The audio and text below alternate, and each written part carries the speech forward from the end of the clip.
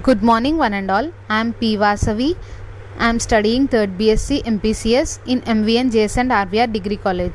Today I would like to give seminar on software requirements analysis. Let us get into the topic. Requirements analysis. In software engineering, requirement analysis is the process of defining the expectations of users. It means requirement analysis is the process of determining the tasks that are to be performed to develop a software design according to the user's needs.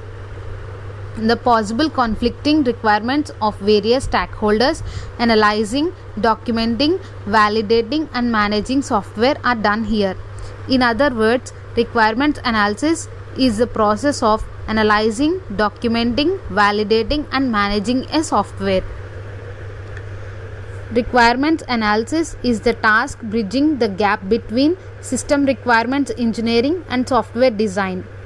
Simply, requirements analysis is acts like a bridge between system engineering and software design.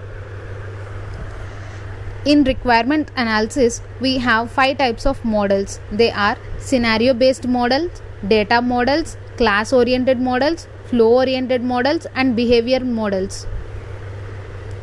These models provide a software designer with the information that can be translated to architectural interface and component level design.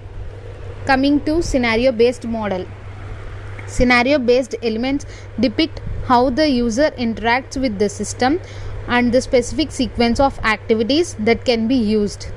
In scenario-based models, the primary use cases are developed. In scenario-based modeling, we can use use case diagrams, activity diagrams, and swimline diagrams. This is an example of use case diagram. ATM banking system is the system name, and withdraw money, deposit money, and check balance are 3 use cases. Customer interacts with these system within the system boundary. Coming to data modeling. Data modeling is a creation of the software with database. It means data modeling is the process of creating data model to store data within the database.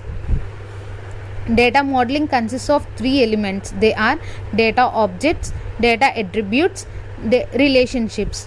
Data objects. It is a representation of composite information that must be understood by the software. Data attributes. Data attributes define the property of a data object. Relationship. The interconnection between the data objects are called relationships. Coming to class-oriented modeling. Class-oriented modeling represents the objects, the operations, and responsibilities. It represents the object that the system will manipulate. The operations are also called methods that will be applied to the object to affect the manipulation. Operations define the behavior of the objects. The main elements of the class-oriented model are classes, attributes, and operations.